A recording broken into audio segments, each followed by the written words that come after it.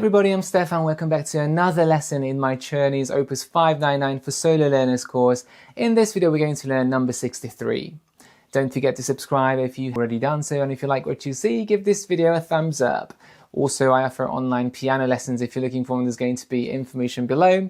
And if you'd like to get this very special edition of Czerny's Opus 599 specifically for solo learners, links will be below.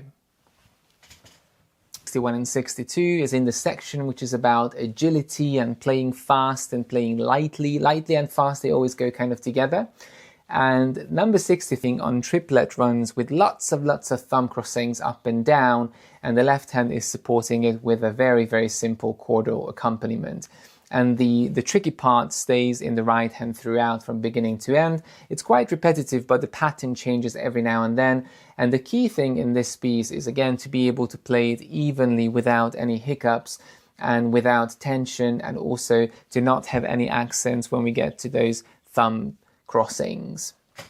So we are in the key of D, so every F and every C is going to be sharp, and it's cut 4 quarter note crotchet beats in every bar, which we can and then the right hand is also grouped into 4 groups of triplets, so each triplet has to fall into one beat, and it says allegro fast. Now, as always, I don't need to repeat, and if you can do it slowly, start increasing the speed, but never start fast. It's just a recipe for disaster.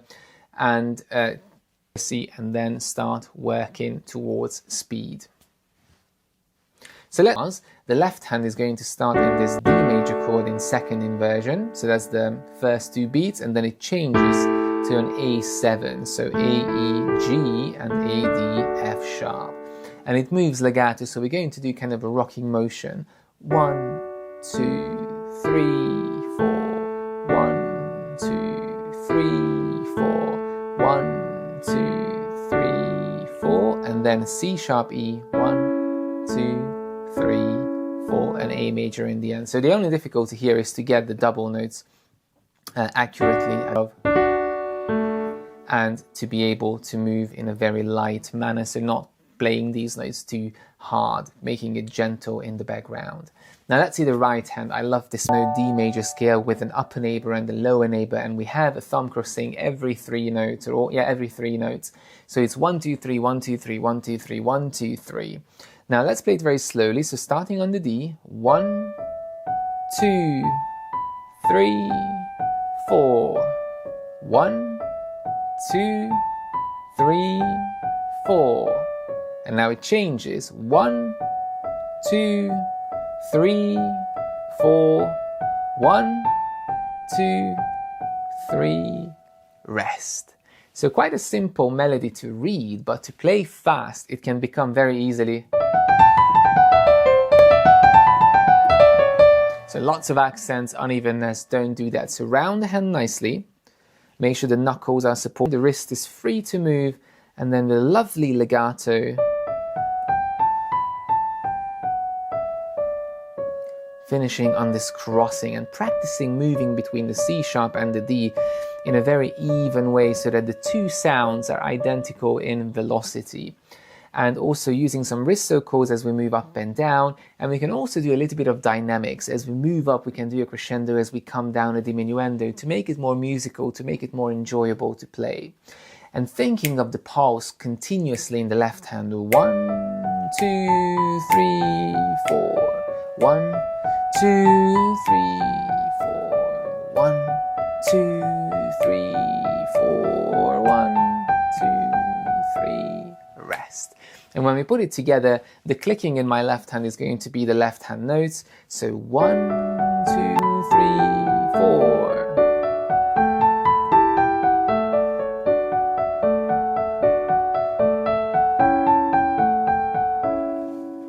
And the right hand lifts up.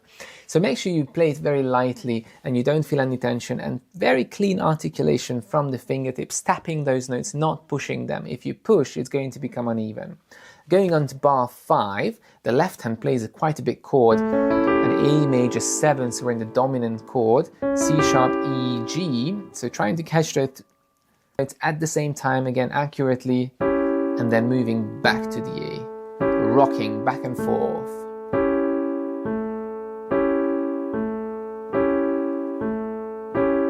finishing on a D major. And that's it. Right hand now is playing an A major 5-note scale, starting an octave higher. So there's an octave higher sign. Be careful with that. So 1, 2, 3, 4. 1, 2, 3, 4. 1, 2, 3, 4, and a little broken chord, and lift.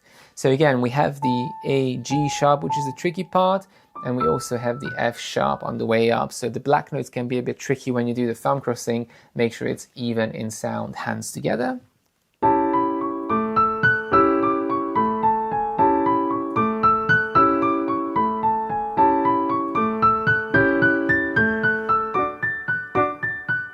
And the left hand is playing staccato chords.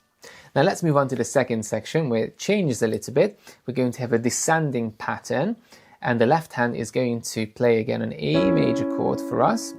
So A, C sharp, E. 1, 2, 3, 4, and a D major. 2, 3, 4, back to A. 1, 2, 3, 4, D major. So it's good to block out these chords so you know what shape the hand is going to be. And the right hand, the first 2 bars are identical to the second 2 bars, but it's an octave higher. So we're going to start at the high C sharp here, the last C sharp on the piano. And the first one is an A major. Then number 3 on the G. Then a D major 3 on the F sharp. Then C sharp again. G number 3. And D. So it's twice the same, once an octave lower. And again, try to have a D major, A major, D major. There we are. And then the final 4 bars, the left hand has some more robust chords. We have a D major chord in first inversion, F sharp, A, D. 1, 2, 3, 4.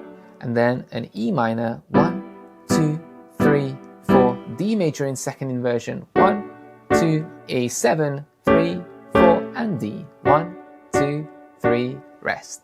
Lightly staccato and accuracy between the notes. Right hand, number 3 on the F sharp, 1, 2, 3, circling here again. I'm exaggerating it, but do a little bit of circling with the hand. 1, 2, 3, 4, 1, 2, 3, 4, and now 1, 2, 3, changing to 5 on the A, and the D major broken chord. So quite tricky here at the end. 4, 3, 2, 5. And keeping again the hand rounded, hands together, left hand staccato, right hand legato.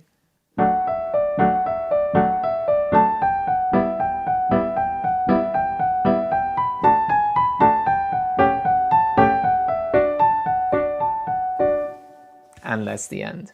As I said, number 61 and 62, it's about velocity, it's about lightness. It's very fun to perform. Please start slowly and listen with your ears, listen with your body. Is there any tension anywhere? Is it sounding nice and even? Is it sounding musical? Are the notes nice and accurate? Are you playing with the fingertips? All of these things have to come together in this very simple piece to make it sound nice and impressive.